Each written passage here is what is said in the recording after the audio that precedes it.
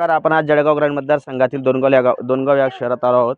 दोनगाव या गावात आज मंत्री गुलाबराव पाटील यांची प्रचार रॅली सुरू आहे आणि या ठिकाणी आपले हरिभक्त परायण गोपाल महाराज आपल्या सोबत आहेत. महाराज, काय सांगाल?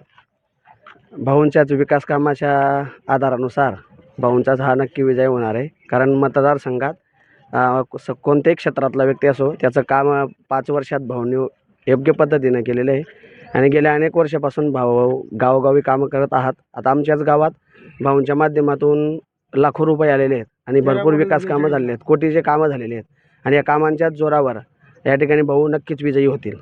तुम्ही महाराज आहात. मागील काळात गुलाबराव पाटील यांच्याकडून काहीतरी भजनी मंडळी साहित्य वाटप करण्यात आलं, त्याबद्दल काय सांगा? भजनी मंडळचं साहित्य जवळजवळ अंदाजे आकडा सांगते 63 लाखाचं साहित्य भाऊंनी पूर्ण मतदारसंघात दिलं.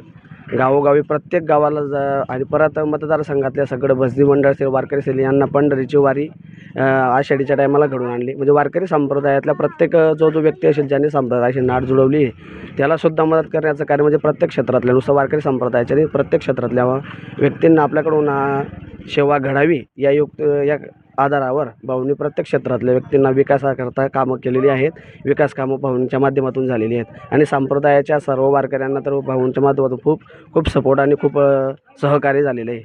भजनी मंडळाचं साहित्य असेल, कीर्तनकार महाराज लोकांचं एक सुंदर प्रकारचं स्नेहभोजन असेल किंवा महाराज मंडळींच्या समवेत सर्व वारकऱ्यांना जवळजवळ 3000 वारकऱ्यांना पंढरपूर वारीला न्यायचं असेल, असे सगळ्याच क्षेत्रात सगळी सेवा भाऊंच्या माध्यमातून झालेली आहे आणि त्या विकास कामाच्या जोरावर भाऊंचा नक्कीच विजय होणार आहे. त्याचसोबत आपले सरपंच देखील सोबत आहेत, ते काय सांगते? माझं नाव आहे भागवत दयाराम पाटील, दोनगाव खुर्द सरपंच. भाऊंनी भरपूर कामं दिलेली आहे आम्हाला. गाव छोटंच आहे पण 13 कोटी 42 लाखाची कामं दिली आणि चांगलं काम केलं आमच्याकरता. असं वाटतं गुलाबरावकरता काही बी करा अशी आमची मनापासून इच्छा आहे आणि भरपूर लोक सर्व जाती धर्माच्या लोकांना घेऊन चालतो. त्याच्यामुळे समाजाचा काही विषय येत नाही आणि एवढी ग्रामपंचायत दिली, भरपूर एवढे कामं दिली आमच्या गावाला तर ते आम्ही गणूच शकत नाही. अशी परिस्थिती गावाची होती. पहिले तर गाडं जायचं नाही, इथं बैलगाडीसुद्धा जायची आणि बैलं फसायचे. आता माणूस मोटरसायकली काय गाड्या 4 व्हीलरसुद्धा चालतात तिथं. असे या गावाला विकासाचे कामं दिलेले अजूनसुद्धा कामं मंजूर आहेत भरपूर, ते सुद्धा आम्ही करण्याचा प्रयत्न करू. किती हजारचं मतदान असेल? 531 मतदान आहे आमच्या गावाला. 13 कोटी 42 लाखाचं त्याचं गुणाकार करा तुम्ही, तर काय मत पडलं?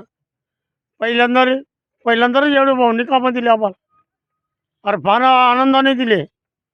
गेल्यावर लगेच कामं मंजूर करून दिले आणि अजून भरपूर कामं आहे. जवळजवळ 7-8 कोटीचे कामं बाकी आहे, ते सुद्धा आम्ही करण्याचा प्रयत्न करू. भाऊंकडे मागून ते करू, 100% करू आम्ही काम. धन्यवाद. तरुण काय म्हणतात? जोरात काम आहे भाऊंचे. बाबा, योग्य रीतीने काम केलेलं आहे सण भाऊ येणार. हो. किती मतं मिळेल भाऊंना मतदारसंघातून? ते काहीतरी 50,000च्या पुढे यायला पाहिजे असं, कमीत कमी चांगली लीड भेटेल अशी शक्यता आहे. तुम्ही काय सांगाल? पहिली गोष्ट मी आपल्याला सांगू इच्छितोय की दोनगाव हे गाव जळगाव ग्रामीण या मतदारसंघात बारामती म्हणून प्रसिद्ध होतं. छोटी बारामती म्हणून प्रसिद्ध होतं, पण ते आता राहिलेलं नाही आहे. त्याचा एवढा कल बदललेला आहे की बारामती आता तिथं म्हणजे 1700-1800 मतदानमधून जवळजवळ आमचं 1500 मतदान इथं आहे गुलाब भाऊंना. कारण गुलाब भाऊंनी कामं केले, त्याची पोस्ट पावते म्हणून आम्ही त्यांना भरपूर साथ देणार आहे, मताधिक्य देणार आहे आणि ते पण लीडनं. तुम्ही काय सांगा? गुलाबराव पाटील हे प्रचंड बहुमताने निवडून येतील.